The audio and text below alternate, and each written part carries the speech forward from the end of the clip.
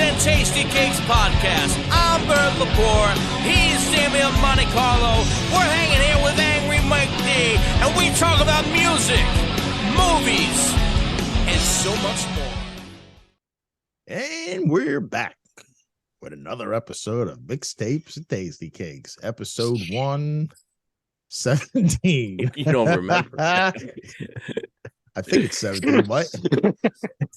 You don't like that intro, Mike? You just hit me off guard. And we're back.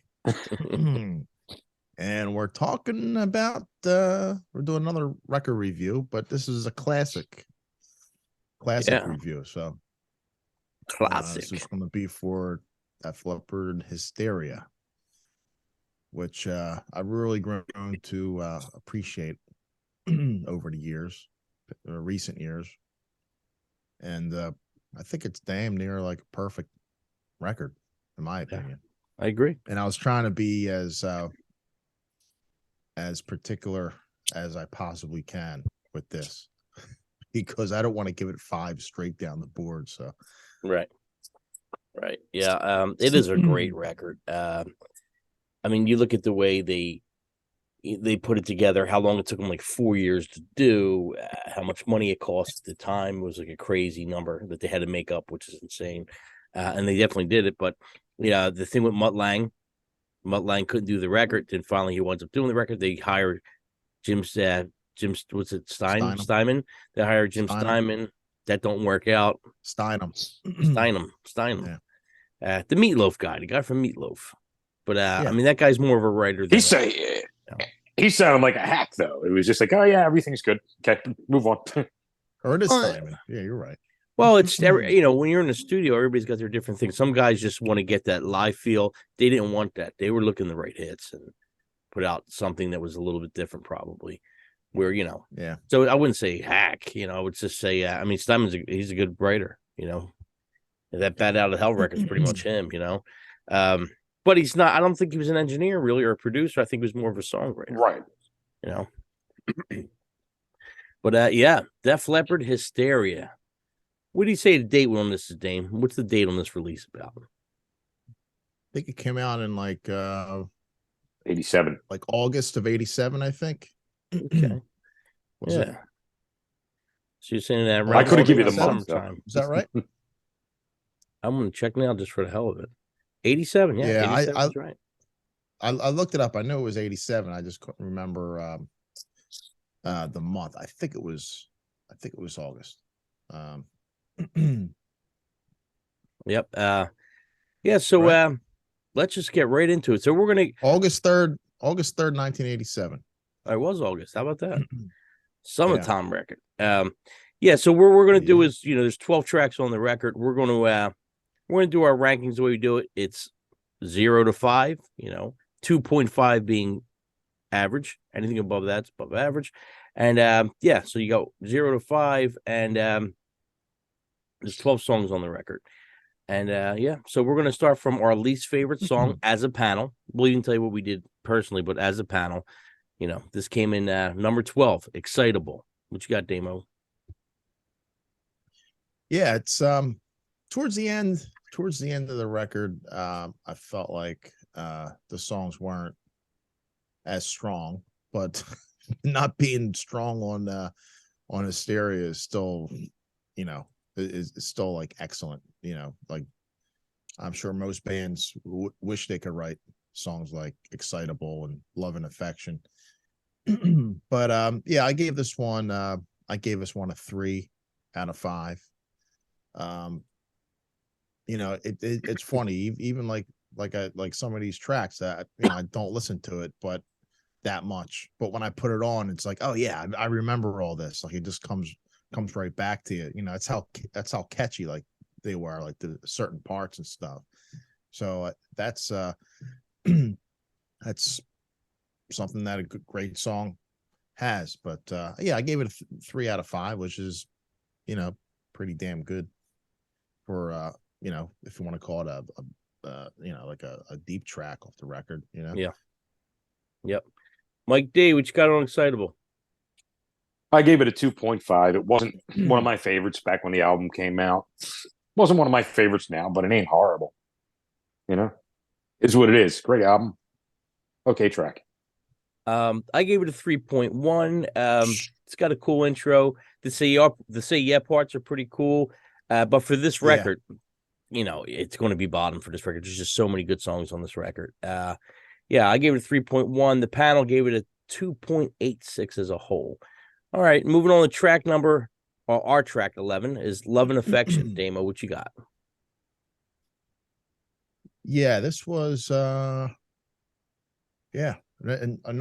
3 for me, which was the lowest rank I gave a song on this record.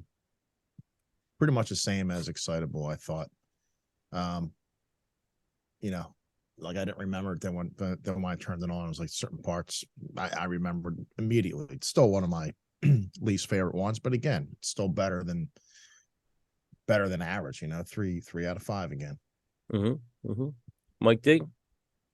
Yeah, gave it a 3 out of 5. To me, it was a little bit better than Excitable. But, they could have actually cut these two off the album, and it wouldn't even have made a difference.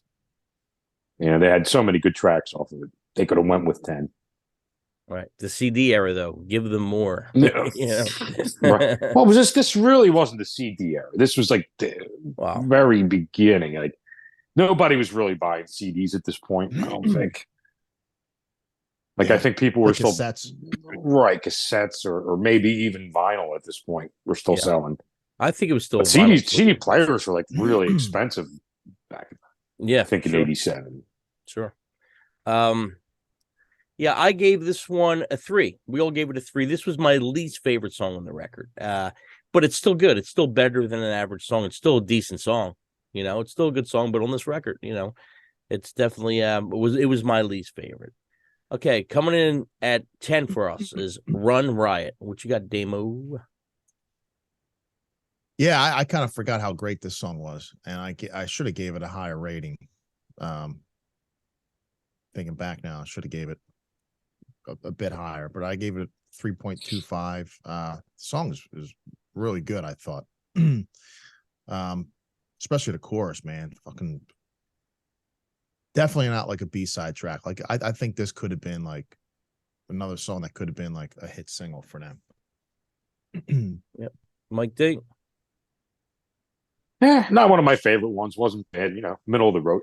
What the bad part is, like when you listen to side 2 after listening to side 1, all them hits, and it's just like it kind of makes some of these songs not sound as good, if I'm saying that right. But if you actually just tune in on just them instead of listening to the first side of the album, it makes them that much better.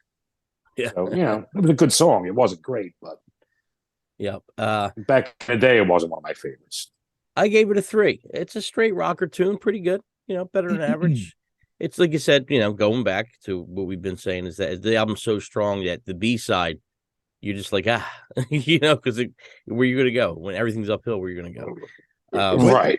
Well, you know what it is? It's like the songs that didn't have videos were just kind of like, okay, because they weren't forced down our throats so much. But you know what? If they put videos out for those songs and they would have been on MTV, yeah. You're right. Especially at that time. Yeah, you're definitely right. Okay, so coming in number 9, Don't Shoot Shotgun. What you got, Damo? Yeah, this is really good. And they play this on Sirius Hair Nation a lot, surprisingly. Pretty often. So, this one's pretty embedded in my brain. There's another freaking great chorus, could have been another hit single for it. Yep. I gave it a 3.75 out of 5. Yeah. Yep. Mike D. I gave this one a 3.5. Wasn't one of my favorite ones originally, and listen back to it this time, this is like maybe one of the hidden gems off this album. Yeah, I gave it a 3. It's good, straight rocker. Pretty much it's good chorus. But like I said, it just a couple of these songs are middle of the road for me, a little bit better than middle of the road. Okay, moving on to 8, Gods of War. What you got, Damo? Man, easily probably one of my top 3 favorite Def Leppard songs. I think this song is just a fucking masterpiece. Personally, it's it's like almost 7 minutes long. It's very epic-y. It's not something that it's definitely like outside of the box for them. I thought, as a song, and there's so many cool fucking parts in it, and I think like the production is it's like the 80s version of like something the Beatles would have did. I think like Sgt. Pepper, all of the fucking production, especially in the chorus, the vocals are just like popping out all over the place, the way they're mixing everything, and the sounds and everything. And this is song overall, man, it's so good. It's I gave it 5 out of 5, man. I would have gave it fucking 10 out of 10. It was like the perfect epic type song. Yeah. I never get tired of it. It's kind of like not like it's heavy, but it's kind of has like a moody, dark kind of feel, like the verse and everything, and just great tune, man. Mike D, Gods of War. Man, and I really, really should have rated this higher.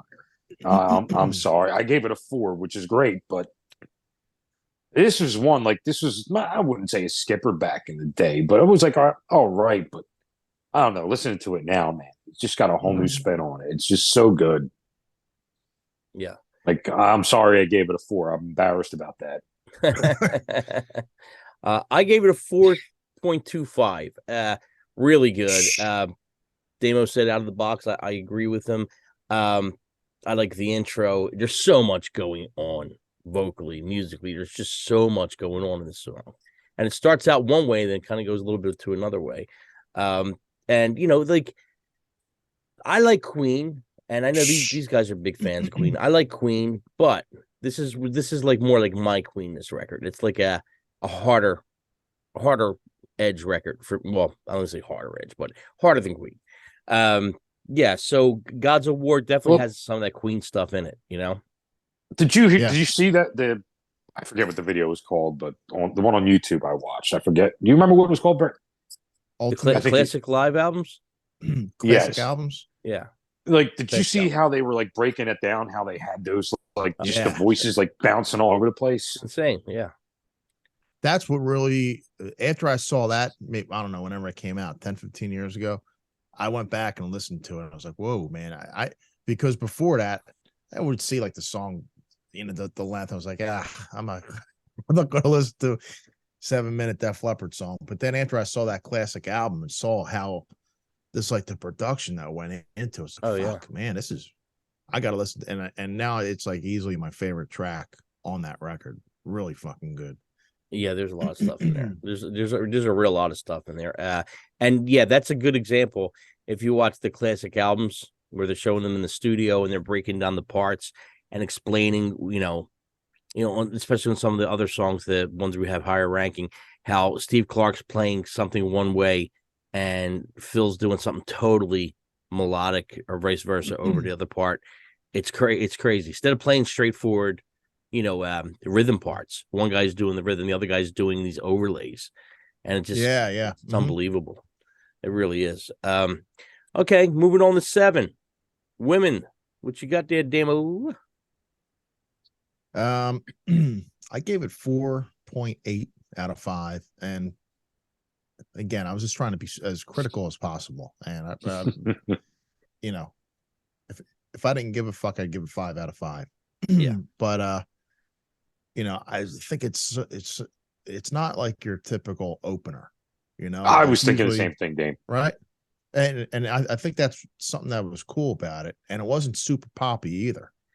It had, it's again, it almost had a sort of like a kind of like a darker vibe, like Gods of War. I think that was that the first single too? Maybe for the U.S. single, I think it was the first U.S. Yeah, I didn't think that was a good choice. I would have put this the first song on the second side, and Gods of War. That should end the album, man. That should have been the last song. Yeah, I could see that as a closer, but yeah, I probably maybe like Don't Shoot Shotgun probably would have been a better opener But hey, man, I think they the should other have just hit song, Rocket out from the gate, man. That should yeah, have been the yeah, Rocket would have been another one too, but that's probably why I took points off. But at the same time, I thought it was cool then too to do Right. something like that. It wasn't so cliche. No, it was different. Of Yeah, a it was definitely opening different. track. It was different. Yeah, great song. Another one that's definitely grown on me over the years. I didn't really care for it too much when I was younger, but I give it 4.8 out of 5. It's one of my favorites. Mike D, women, what do you got? I gave that a 4, and pretty much I'm just on a line with what Damien said with this one. So up to you, man. I gave it a 5. I did give it a 5. I loved it when it came out. It was different. For first single, definitely different. The video was cool. It's a really good song. It's got a great vibe, a great guitar melody. It's just memorable. A lot of the guitar work on this album is really, really, really memorable. Yeah, I thought when this came out, man, I was hyped up because I love Pyromania. I was a big Def Leppard guy with Pyromania, and when this came out, I was pretty happy. I was definitely happy with it.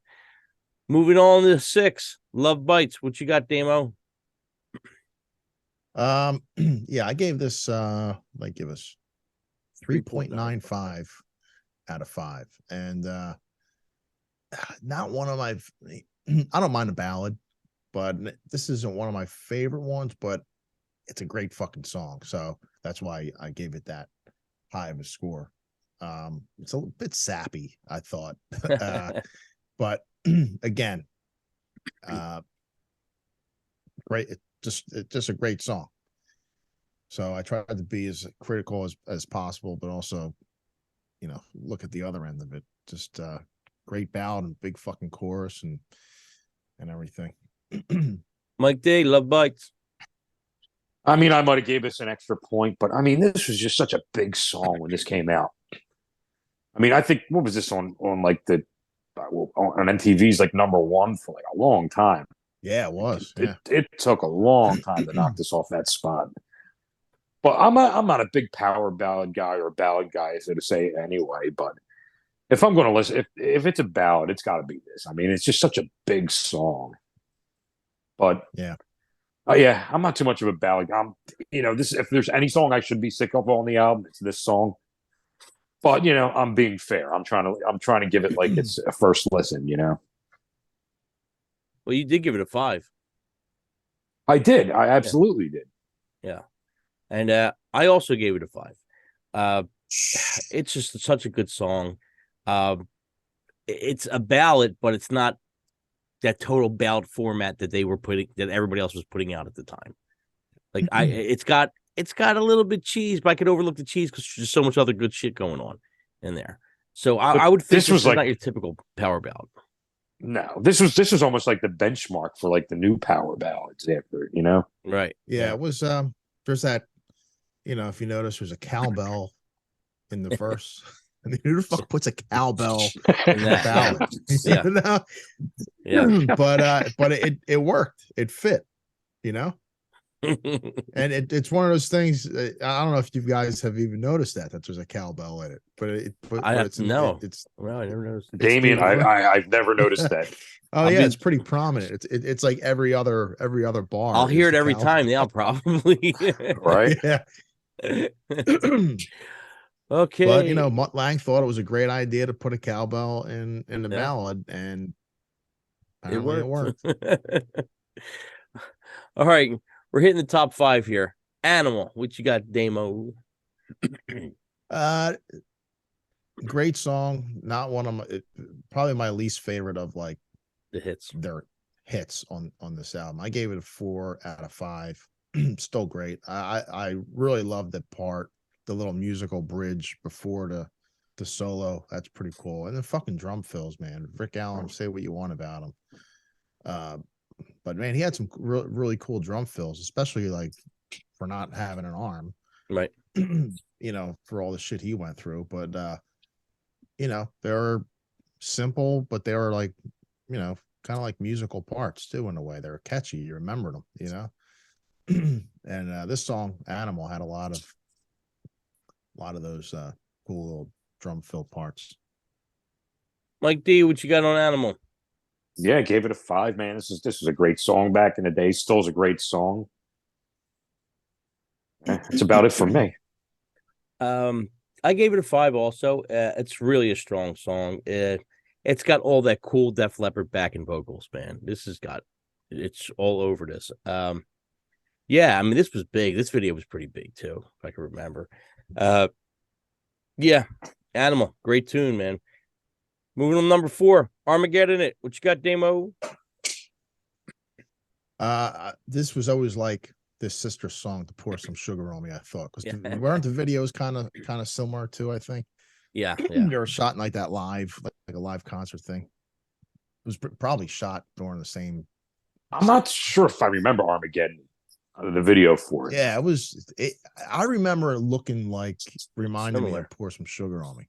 Yeah, being pretty similar. So I always felt like those two songs were connected, and they're both like, kind of like fun songs. But man, the fucking chorus is great, and I love the kind of like chant thing, the call and response thing I like, and another great like fucking arena song, perfect for that, Yep. Mike D, what you got? Armageddon. Oh yeah, I gave this one a 5. I'm surprised nobody saw the elephant in the room, this title track, but whatever. I'm not going to say any more on that. Oh yeah, I did. It's written in my notes. Are you getting it? What's that? Getting it? Is that what you're talking about? No, just the little things that went on during the recording of this album. Armageddon It? Nothing. Armageddon. Yes. Rick Allen lost his arm. No, I didn't even think that. Did they think that? I wonder if that's What's that? Like, are you getting it? I'm really getting it. Right. I'm like, but okay.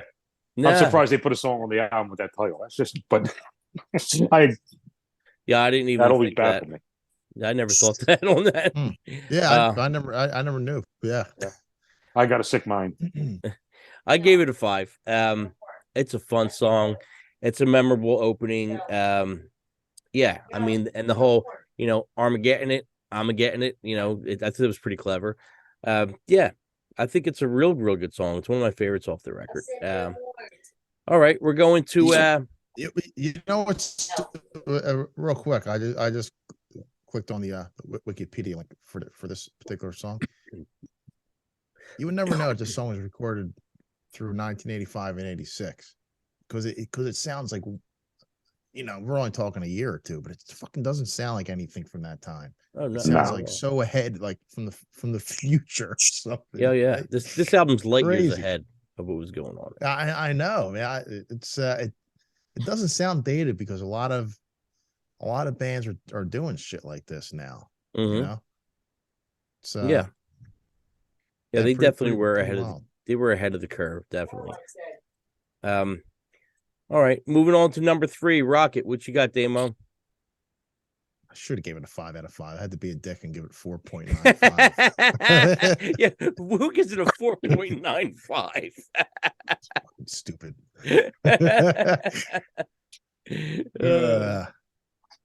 This was I think I remember this being like the last video that they put out on this, like it was like the last single from this album, and I remember being like bummed out about it. I was hoping like they would put out more shit, and they had to wait like 3 years for another album. That was like, kind of crappy, I thought. But yeah.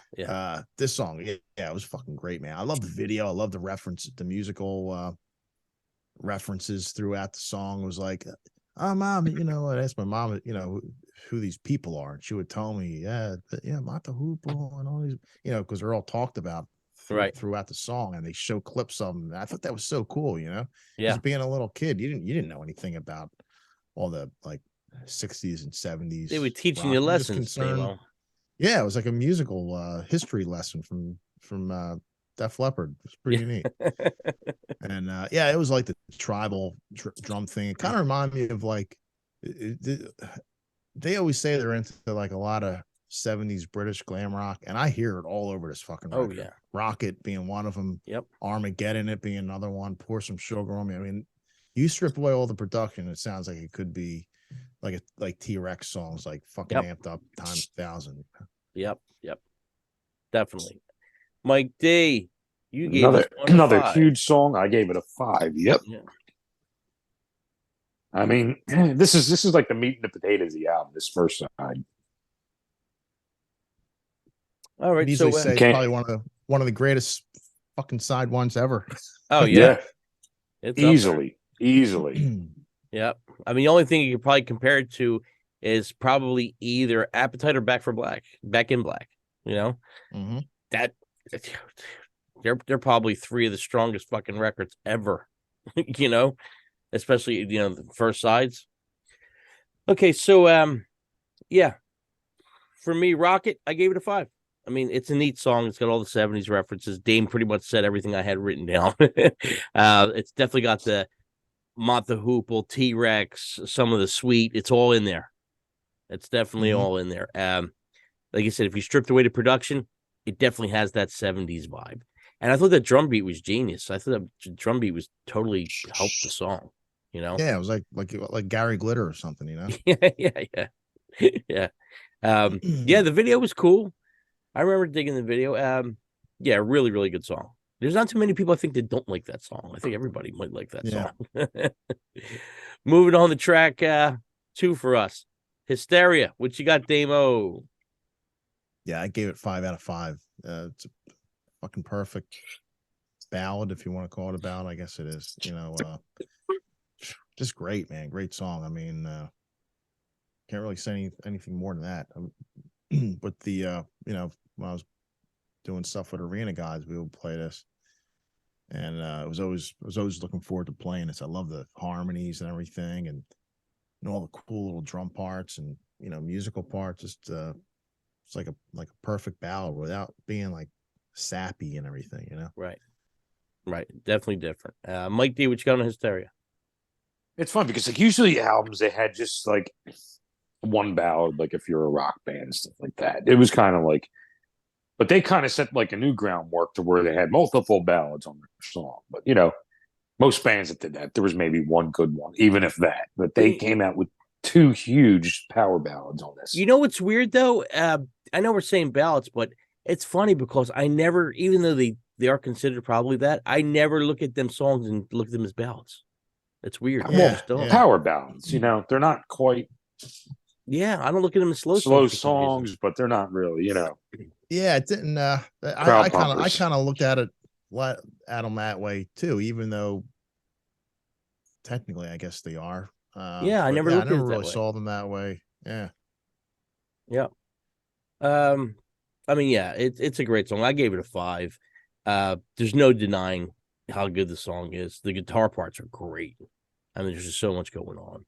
The harmonies, the guitar parts, the drum parts. The same thing, like, it's a slower song, but I never think of it as a slow song. I just, I don't have that on me. Yeah, it's totally different. Coming in at number 1, even though it's got the same points pretty much as Hysteria, I think there's no way we don't put the song at number 1. Pour Some Sugar on Me. What you got, Damo? I mean, it's massive. It's been played a zillion times, still getting played all over the place. And you could say it's a little played out, but man, again, it's a great song. It's a great song, and it's a perfect like party song, man. People of all ages get into it. It's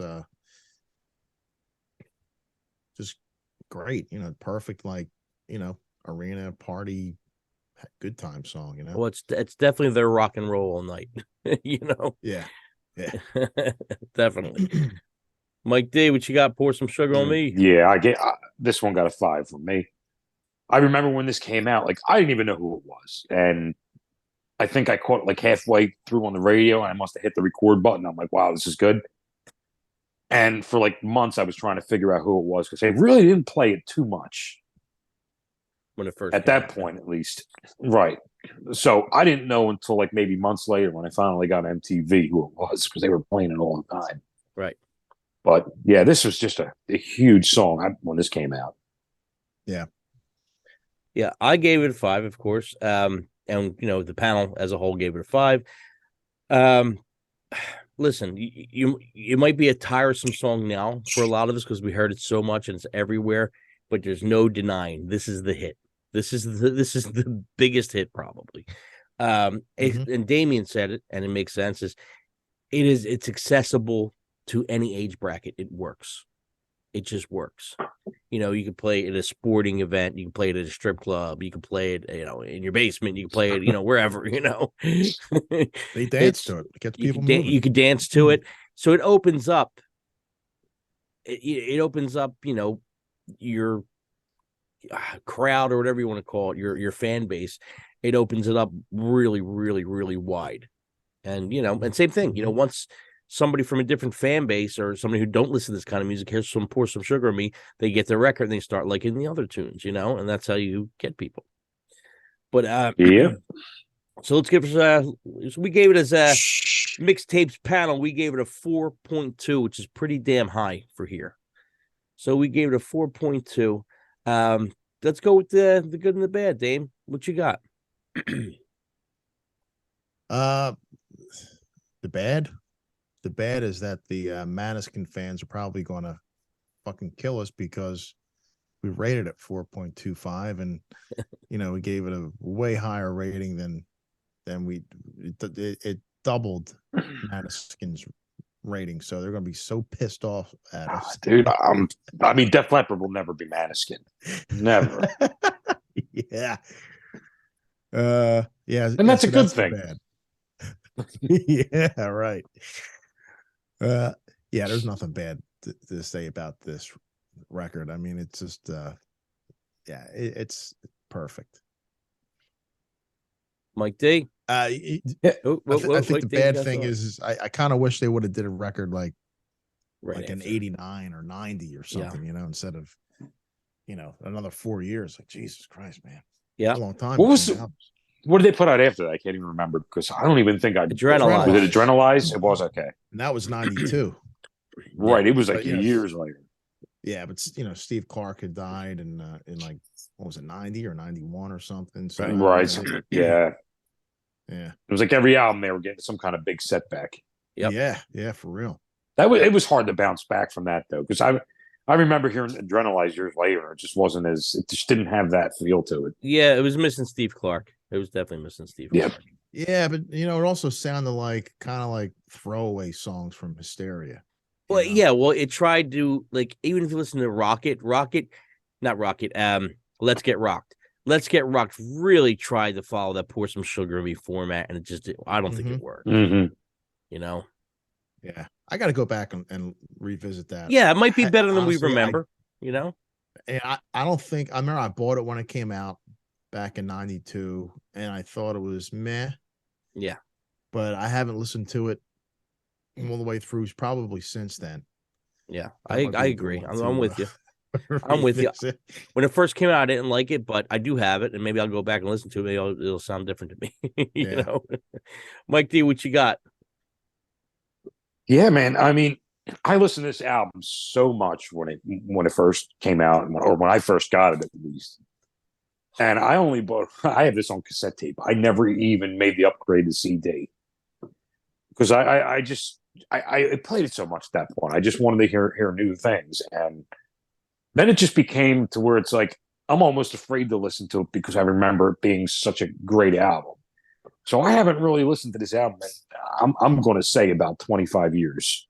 Wow. And yeah, so this was like refreshing, man. This was really like because like I said, I didn't think I was going to I thought it was going to be like outgrown, like, oh my God, I got this. I'm just so tired of this song. I'm tired of it. But it just sounded so fresh. It didn't even sound dated. It sounded like I'm just going to probably go pick this up on vinyl now. Yep. I actually have this on vinyl. It sounds great. Yeah, I just got it back on vinyl this week, and it sounds great on vinyl, man. It just sounds yep. Okay, the good for me.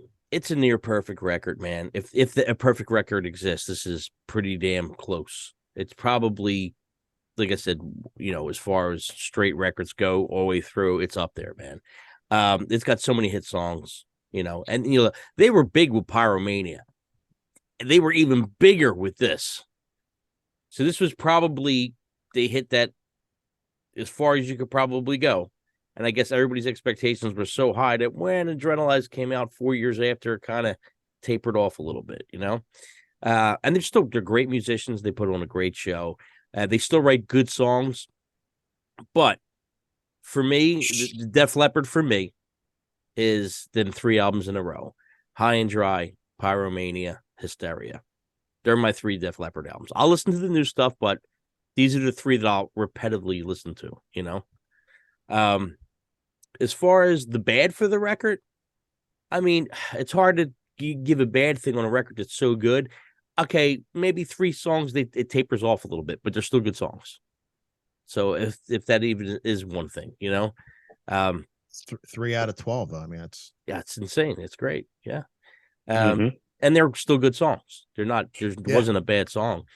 It's just the other ones are so damn strong. It's almost like rating a Metallica record. It's hard. They're all so good. Usually the songs, it's hard to, yeah, man. So we gave Def Leppard a pretty high score, revisiting a classic record, and we'll see. If anybody's got listening to the podcast, have suggestions, they want us to do a show on a certain thing. Yeah, send us some suggestions. We're always looking for suggestions. If I can even say the word suggestions, that's a good idea. Yeah, send us some suggestions. Yeah, what's that? Suggestions. I can't talk. So send us some ideas. Don't feel shy. Email us, comment, whatever you want to do. We're always looking for new ideas so we don't do the same thing over and over again. And I usually don't say this, but hit like and subscribe. We're trying to get our subscribers up a little bit. And leave comments. That's all good. We appreciate you guys watching. Wait, Dame's fading. You got to say it again, Dame. You're like froze. Dame-o. How come? You have a complex about what's that? I couldn't hear you. Can you hear me? Now I could. You're back, No. Dame-o. How's that now? I can hear you. Okay. I was like, how come you're pushing the subscribers? Yeah, because we only have 427. Now we went up to 428. We need more. The guy said we need more need subscribers. Why? Some more Maniskin fans. That's right. Yeah. That's it. Yeah. Because that guy mentioned. The guy said we only have 420 something subscribers. What do we know? So Well, it's up to 428 now. 428. Hey, yeah, we're raising the bar. I know it was because of that guy. We're raising the bar. Like and subscribe. Like and prescribe. That's Bert's arch enemy now. It's like it's like when somebody like when the old people talk, when they if they get something from the doctors, he wrote me a subscription. That's a subscription. A subscription. Yeah. Yeah. All right, guys. So let's try and push that number a little bit. Me and Damien are actually going in the studio this weekend to work on new Monte Carlo. So we're going to be pushing that. So hit the like, hit the subscribe, throw us your suggestions, and we will see you next week. See yous.